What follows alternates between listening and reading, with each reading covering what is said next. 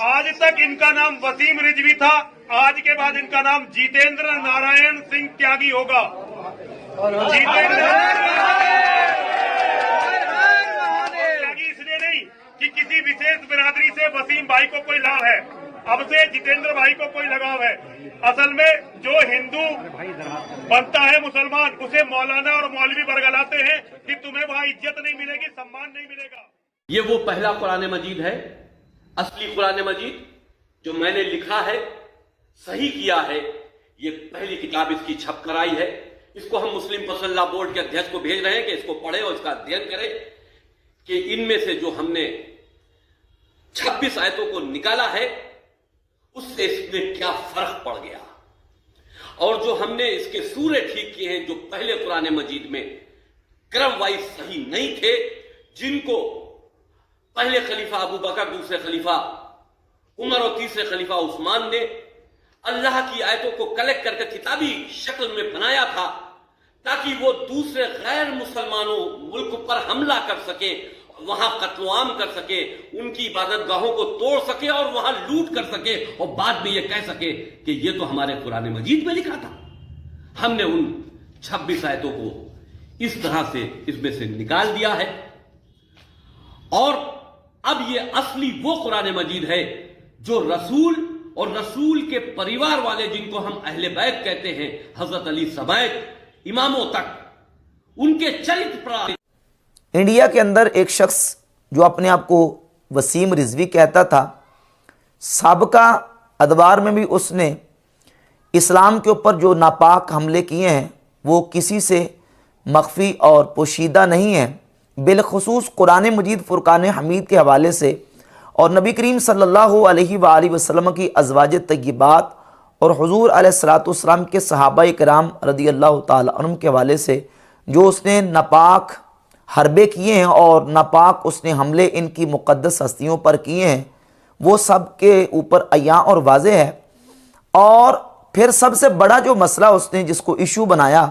वो कुरान मजीद फुरकान हमीद की तहरीफ के हवाले से उसने बाकायदा इस पर बयाना दिए। आज वो शख्स जो बुग़्ज़ सहाबा में इस कदर अंधा हो चुका था कि उसने बुग़्ज़ सहाबा रदियल्लाहु ताला अन्हुम में आकर कुरान मजीद पर हमले किए, आज वो शख्स इस्लाम को बिल्कुल छोड़ के एलानिया तौर पर मुर्तद होकर उसने हिंदू मज़हब को कबूल कर लिया। अब यहाँ लम्हा फ़िक्रिया है उन लोगों के लिए जो अपने दिलों में नबी पाक सल्लल्लाहु अलैहि वसल्लम के सहाबा किराम, नबी अलैहिस्सलातु वस्सलाम के दोस्त, हुजूर के यार, हुजूर के असहाब का बुग़्ज़ व अदावत अपने दिलों में रखते हैं। उनके लिए लम्हा फ़िक्रिया है कि बुग़्ज़ सहाबा की शनात और इसकी बुराई और इसकी नहूसत ये है कि जिसके दिल में हुजूर के सहाबा का बुग़्ज़ आता है फिर उसका कोई स्टेशन नहीं रहता, वो फिर आगे चलता चलता सहाबा इकराम के ऊपर तबर्रा करते करते नबी करीम अलैहिस्सलातु वस्सलाम की अज़वाज तय्यबात और हुजूर की अज़वाज तय्यबात से लेकर फिर कुरान मजीद के ऊपर भी वो नापाक हमले करने शुरू कर देता है। और बिलखुसूस वो रवाफ़िज़ ज़माना जो इस वक्त हमारे पास मुसलमानों के पास कुरान मजीद मौजूद है, इसके बारे में जो नापाक अकीदा वो रखते हैं कि ये असल कुरान नहीं है, इसमें तहरीफ कर दी गई है, इसमें कमी ज़्यादती कर दी गई है, उसके पीछे बुनियाद जो है वो ये है कि उनको पता है कि ये कुरान जो इस वक्त मुसलमानों के हाथों में मौजूद है, ये कुरान रसूलुल्लाह सल्लल्लाहु अलैहि वसल्लम के सहाबा किराम रदियल्लाहु ताला अन्हुम ने जमा किया है, हज़रत अबू बकर, उमर, उस्मान रदियल्लाहु ताला अन्हुम ने जमा किया। अब जिसके दिल में अबू बकर, उमर, उस्मान रदियल्लाहु ताला अन्हुम का बुग़्ज़ और अदावत होगा, वो इस कुरान को असल कैसे मानेगा, वो इस कुरान को सही कैसे मानेगा। तो इस बुनियाद पर सहाबा किराम खुलफ़ाए सलासा बिलखुसूस उनका जो बुग़्ज़ और अदावत है उसकी शनात और उसकी नहूसत यह है कि जिसके दिल में आता है वो कुरान मजीद फुरकान हमीद जो है इसके बारे में, इस कुरान के महफूज होने का भी इनकार कर देता है। अब ये जो वसीम रिजवी नामी शख्स था, इसने अपने साबका बयानात में बाकायदा तौर पर यह कहा है कि ये अबू बकर, उमर, उस्मान ने जमा किया है और इसमें 26 वो आयात जो जिहाद से मुताल्लिक़ है वो इन्होंने अपनी तरफ से डाल दिए। तो मैंने वो आयात निकाल के और फिर इसने बाकायदा कागज़ जो है वो लेके उसको फाड़ा और कहा कि मैं इन आयात को निकाल के जो असल कुरान है उसको मैं लोगों के सामने پیش کروں گا جس میں جہاد والی آیتیں نہیں ہوں گی، کیونکہ ابو بکر عمر عثمان نے جہاد والی آیتیں اپنی طرف سے شامل کر دی ہیں، جبکہ اس قرآن کی شان یہ ہے کہ لا یأتیہ الباطل من بین یدیہ ولا من خلفہ،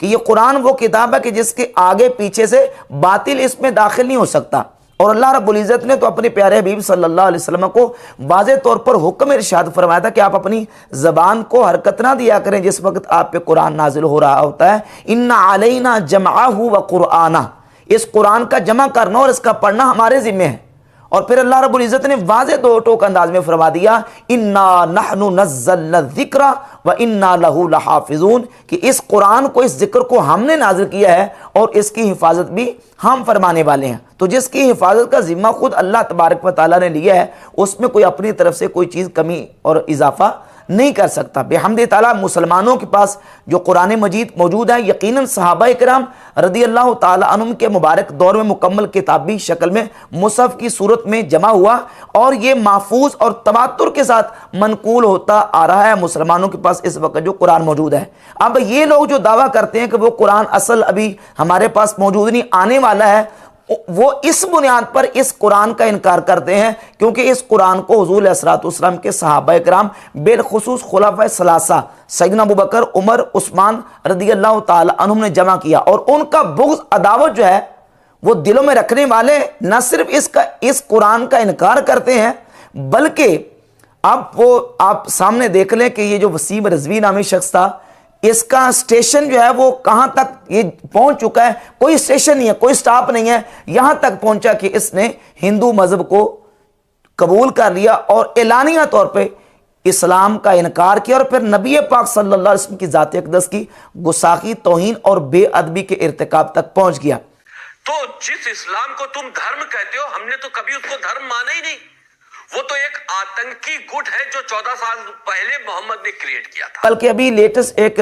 بہت بڑے رافضی عالم ہیں، ٹی وی چینل پہ بھی بیان کرتے ہیں، انہوں نے باقاعدہ یہ بیان دیا ہے کہ ہم نے وہ تلاش کر لیا ہے، ابھی ہم اس کی تحقیق کر رہے ہیں، اور ان قریب وہ تحریف سے پاک جو قرآن ہے وہ ہم عوام کے سامنے رکھ دیں گے اور لوگوں کے سامنے اس کو لے کے آئیں گے۔